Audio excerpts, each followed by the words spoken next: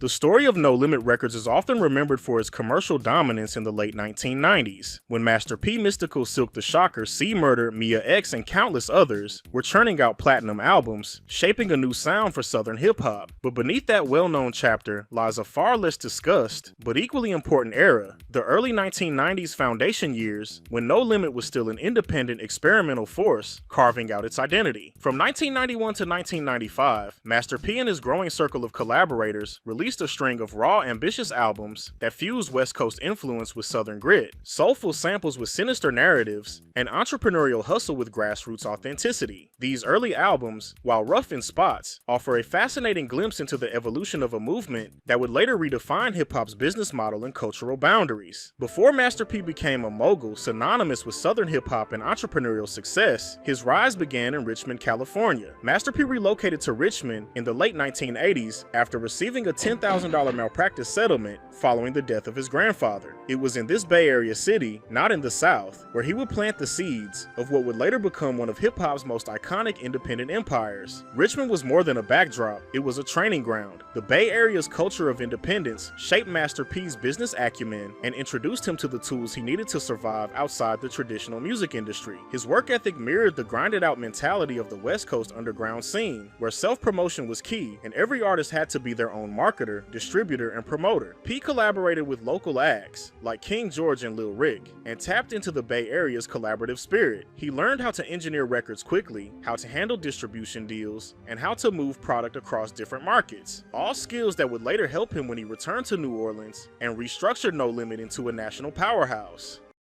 1991, Master P's impressive debut. Master P's debut album Getaway Clean marks the beginning of No Limit's recorded history. The project captures a young artist experimenting with style, searching for his voice amidst a wave of West Coast dominance. At this stage, Master P's music bears heavy NWA influence in both delivery and content, with funk-laced beats, street tales, and themes centered around gangsterism, fast money, and women. The production, while unpolished, is surprisingly engaging. Funky instrumental loops and catchy bass lines give the album a sonic identity that hints at future greatness. However, the album also suffers from odd technical issues, most notably song titles that don't match the lyrics, creating confusion for listeners. Despite this flaw, standout moments like the hidden bonus track, You Only Live Once, showcase Master P's budding potential as a storyteller. His delivery, though less refined than in later years, is already infused with a confidence and charisma that would later define the No Limit brand. Once upon a time,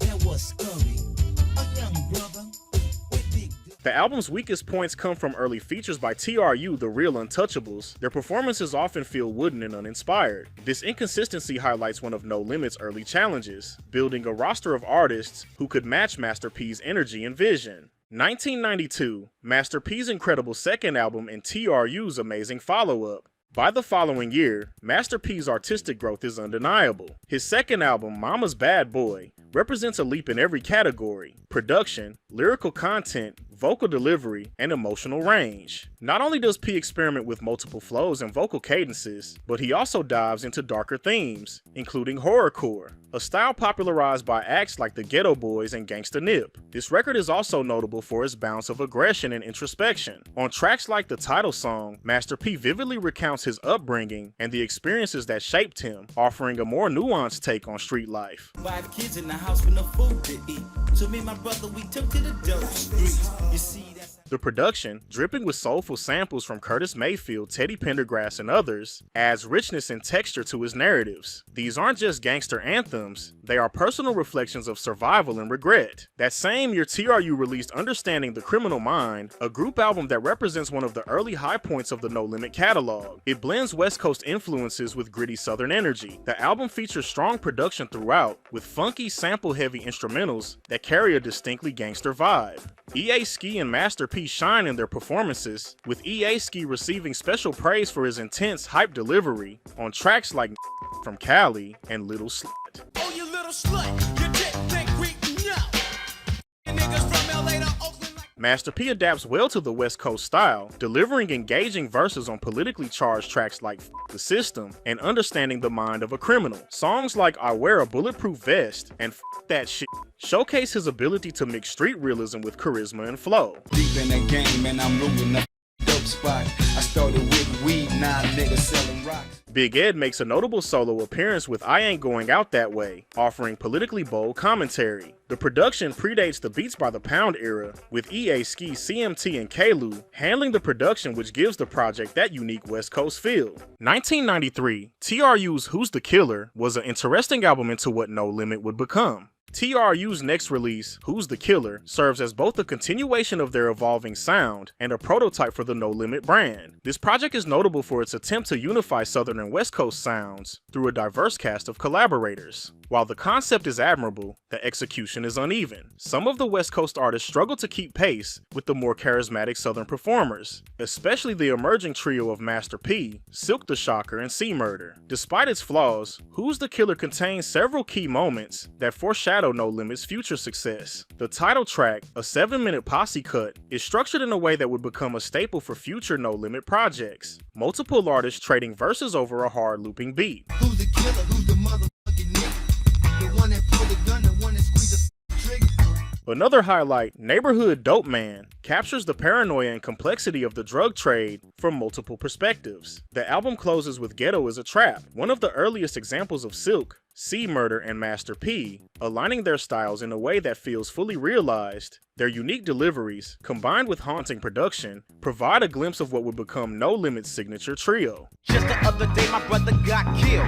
It might be worth where you hang, but the project's where I live. I see my 1994, Master P's third studio album and West Coast Bad Boys is introduced. Master P's The Ghetto's Trying to Kill Me is a strong early entry in his discography, blending raw storytelling, street wisdom, and gritty West Coast influenced production. The album offers a mix of standout tracks, decent filler, and moments of artistic growth, especially in his collaborations. Highlights include Player Haters and Always Look a Man in the Eyes, both praised for their creative production, nostalgic or sinister tones, and energetic features. Anything Goes stands out emotionally, with Master P delivering one of his most vulnerable performances as he reflects on life in the ghetto and dedicates the track to his murdered brother, Kevin Miller. Grown up in the Cali, yo.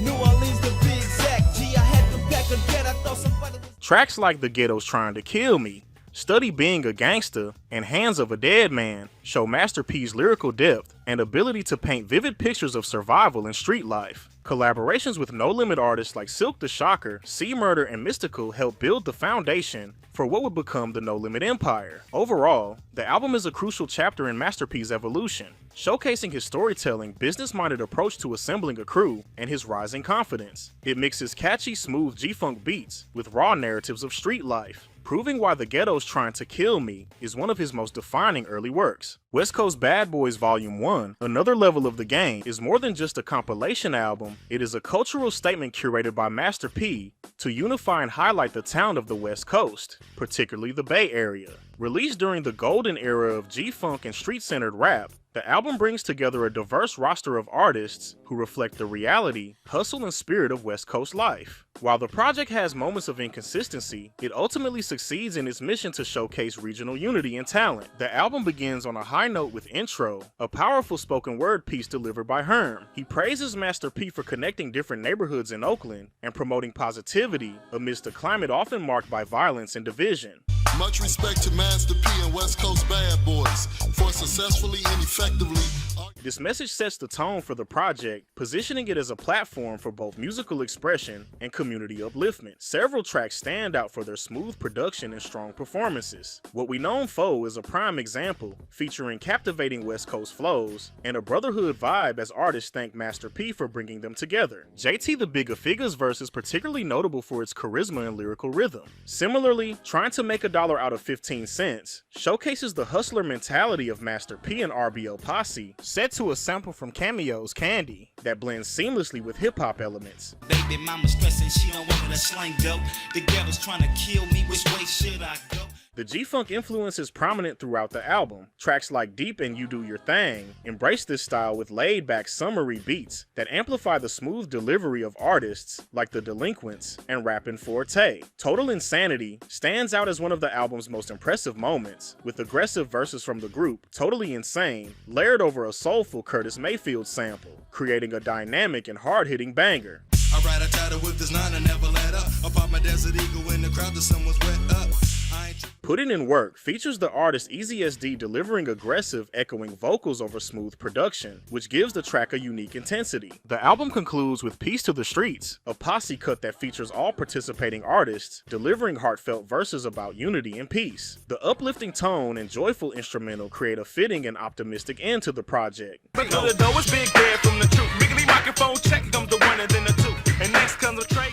In conclusion, West Coast Bad Boys, Volume 1 is a compelling effort that reflects the spirit of 1990s West Coast hip-hop, gritty yet hopeful, raw yet communal. While some tracks fall short due to vocal or production flaws, the album's strengths lie in its message, its strong moments of musical chemistry, and its portrayal of a regional movement that Master P helped bring to life. As both a musical and cultural project, this compilation marks an important chapter in the evolution of independent West Coast rap. Lil Ric's Deep in the Game stands as a compelling representation of 1990s West Coast underground rap, particularly from the perspective of Richmond, California. Combining gritty storytelling, socially conscious themes, and dynamic production, the album captures both the harsh realities of street life and the spirit of resilience that emerges from it. Though it has some technical flaws, Deep in the Game excels in lyrical content, vocal delivery, and a raw authenticity that sets Lil Ric apart from many of his contemporaries. One of the album's most powerful aspects is Lil Ric's ability to blend emotion with lyrical skill. Tracks like Ride With Me and The Life I Lead are prime examples of this strength. On Ride With Me, Lil Ric uses a smooth melodic instrumental to speak on the challenges of life in the ghetto. He discusses governmental neglect, community hardship, and the importance of keeping one's head up through adversity. The emotional depth of the song is enhanced by his versatile flow and ability to shift tones mid-verse, reflecting both vulnerability and strength. To make that move into manhood,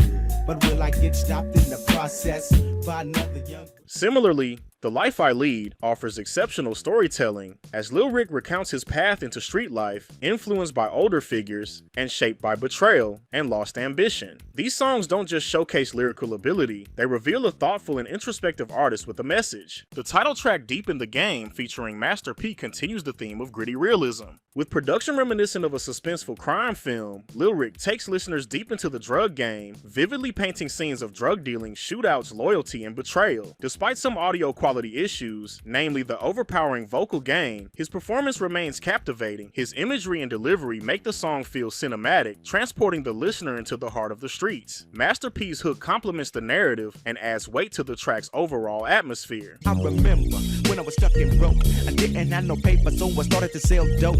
I started off with On tracks like F*** a Bitch and Players and Hustlers, these collaborations provide a range of flows and styles that complement Lil Ric's unique delivery. In conclusion, Deep in the Game is a raw, powerful debut from Lil Ric that blends personal storytelling, social awareness, and street realism. The album excels when Lil Ric dives deep into his experiences and surroundings, using vivid lyrics and diverse flows to convey his messages. While it contains a few production and technical flaws, its emotional impact and artistic sincerity overshadow those issues. This album is a vital piece of Richmond's hip-hop history and a testament to Lil Ric's skill as a rapper and storyteller. 1995, another year of amazing albums. Escape from the Mental Ward by Dangerous Dame is a West Coast hip-hop album rooted in G-Funk sounds and a blend of social commentary, personal reflection, and street narratives. The project begins with Live Every Day, a song built around an inspiring message that urges listeners to cherish life despite its hardships. While the concept is powerful and the aggressive delivery is fitting, the track suffers from poor production quality and mixing issues that detract from its overall impact. The album gains momentum with I'm Your Brother, a standout track that promotes unity and peace within the black community.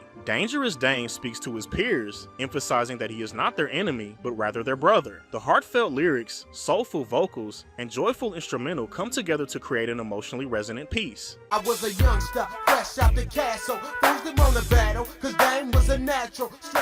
Street Stars, featuring Master P, delivers a cool laid-back groove, with both artists embracing their street identities. The smooth G-Funk instrumental complements their confident flows, making this a solid track that blends street pride with style. The album reaches a peak with Be There, a surprising and emotionally rich song about loyalty and romantic relationships. Dangerous Dame pledges devotion to a partner, stressing that loyalty is a two-way street. The joyful production, Dame's smooth performance, and a powerful chorus, sung by an unidentified vocalist, reminiscent of Johnny Gill, make this track a highlight of the project. Honey, you are my shining star. Deaf, Dumb, and Blind shifts the tone with a dark, sinister beat and a message of awareness. Dangerous Dame and his featured collaborators call out the system's attempts to suppress and mislead, pushing back against ignorance and control with sharp, conscious lyrics. The album closes strong with If You Got It, You Got It, a confident and catchy anthem built on the idea of natural talent and self-assurance. The addictive G-Funk beat, infectious melody, and Dame's effortless flow make this track one of the most polished and memorable on the album. Now everybody wants to be an MC. Father Dom was in line when he told it to me. Overall, Escape from the Mental Ward is a project that grows stronger as it progresses. While the beginning suffers from some technical flaws, the heart of the album lies in its uplifting themes, passionate performances, and rich G-Funk sound. Dangerous Dame blends positivity, street realism, and social awareness into a well-rounded and ultimately rewarding listening experience. Master P's 1995 album 99 Ways to Die is a raw and authentic reflection of his early No Limit sound, a blend of West Coast style G-Funk production, gritty southern street tales, and his distinctive animated delivery. The album captures the spirit of the streets, while also showcasing Master P's growth as both a rapper and a storyteller. The project opens with Intro 17 Reasons, a two-part track that sets the album's tone perfectly. The intro is a shout out to his crew, filled with bravado and warning shots to haters, which then transitions into 17 Reasons, a track built around the threat of violence and loyalty to his circle. Master P's flow is confident and smooth, layered over a sinister and soulful instrumental that underscores the seriousness of his message. Left him on the ground, covered in blood, pissed in his face, then pulled the plug.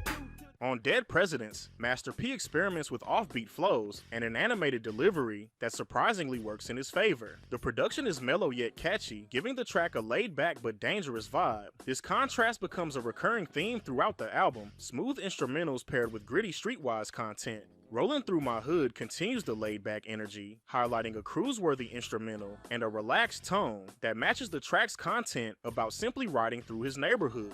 Though there's no standout verse, the track succeeds in delivering a cohesive and atmospheric sound. Rolling through my hood, this what I see when I'm rolling through my hood.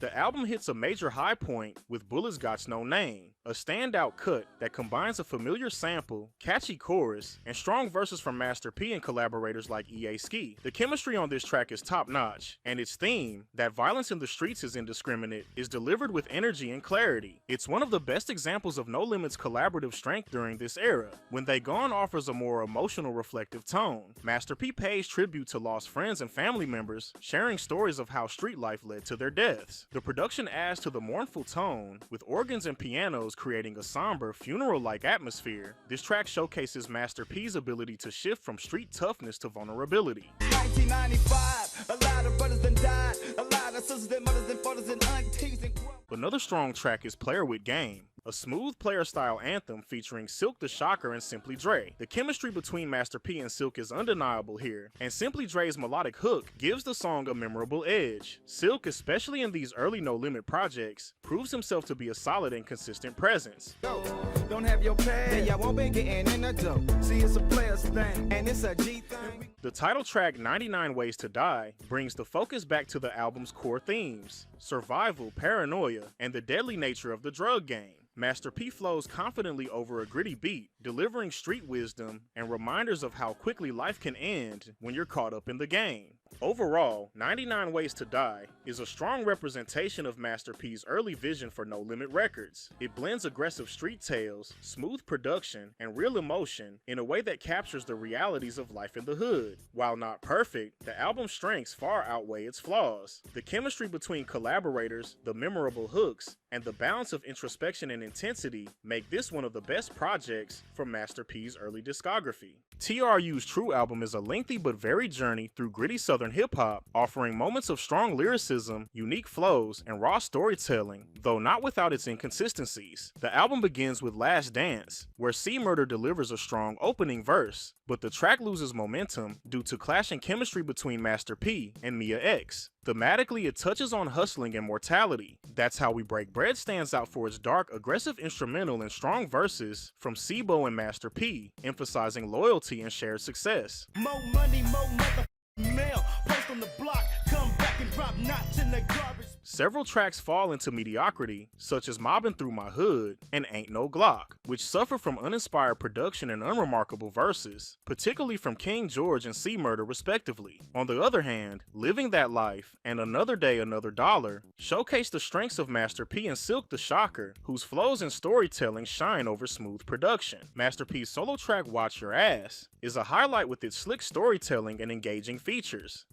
At the red light, 4 niggas deep, I'm in the Benz, I see 'em watching. The biggest standout is I'm Bout It, a southern rap anthem full of energy, iconic delivery from Master P, and gritty reflections on street life. Similarly, Them Hoes impresses with its infectious melody and sharp verses. I'm jumping on you bitches cause you hoes got me mad, and all you money hungry hoes y'all can. In summary, T.R.U is a mixed bag, but when T.R.U is at their best, they deliver some classic moments of early No Limit magic, gritty street anthems, and raw southern authenticity. Mia X's album Good Girl Gone Bad is a compelling showcase of her versatility as both a rapper and singer, combining vivid storytelling with a range of musical styles that reflect her life experiences and the struggles of women in the ghetto. Throughout the album, Mia X navigates themes of hardship, loyalty, personal growth, and resilience, supported by strong production that draws from classic samples and the distinctive New Orleans bounce sound. One of the standout tracks, Ghetto Sarah Lee, featuring Conscious Daughters, perfectly encapsulates the strengths of the album. The instrumental, which samples Diana Ross's Love Hangover, creates a smooth yet gritty backdrop for Mia X's blend of rap and melodic vocals. Here she paints a vivid picture of her daily struggles living in the ghetto, using detailed storytelling to bring her experiences to life. The collaboration with the Conscious Daughters adds further intensity, creating a powerful and memorable track that resonates both musically and thematically.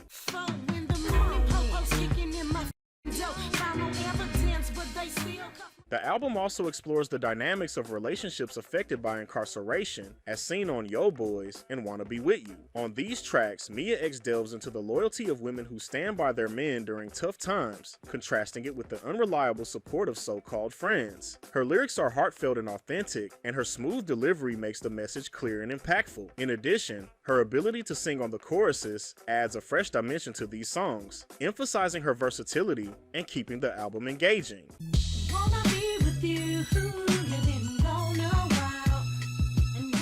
Another highlight is Payback 2, which features the infectious rhythms of the New Orleans bounce genre. Mia X's performance on this track is dynamic, effortlessly shifting between rapping and singing with a natural southern accent that adds authenticity. The lyrics are sharp and humorous, addressing the behaviors of certain men in a way that is both entertaining and thought-provoking. This track is a prime example of how Mia X combines catchy production with clever lyricism to great effect.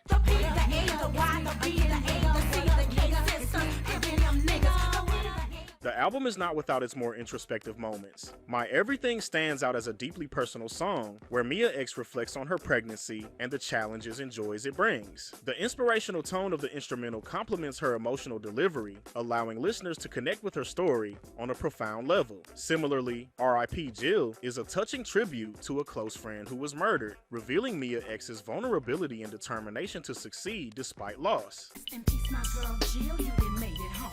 Although I know you wasn't ready and I miss you for.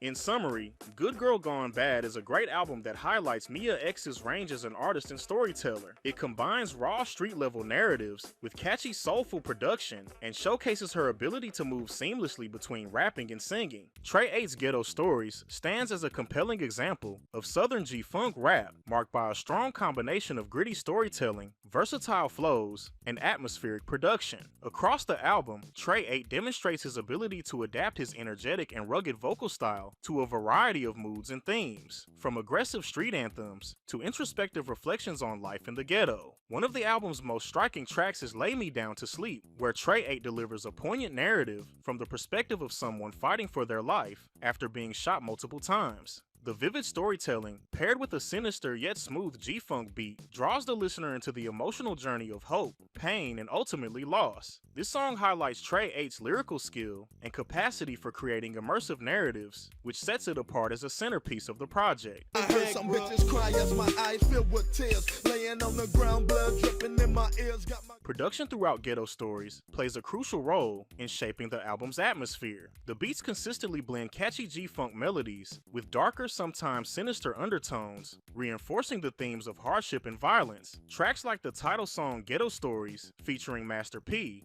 and What That South Like, featuring Mia X, showcase this balance perfectly. The smooth instrumentals provide a laid-back yet ominous backdrop to Trey 8's rugged flows, while the featured artists add dynamic energy and complement Trey 8's delivery. The chemistry between Trey 8 and his collaborators enhances the album's overall impact and authenticity. 6:30 in the morning, gunshots got me jumping. Niggas hanging out the windows with their Trey 8's versatility is further evident in his animated and sometimes rapid-fire flow, which adds personality and intensity to many tracks. This adaptability is crucial in maintaining listener engagement throughout the album, especially given the diversity of production styles. However, there are moments when Trey 8's breath control falters, such as on the original version of What's Happening, where his flow occasionally sounds fatigued and offbeat. Thankfully, the radio version of this track corrects these issues, showcasing improved delivery and vocal clarity. It's that villain that's dropping the bombs up on you fools just like a fat chick bumping them mad kids with tactics that's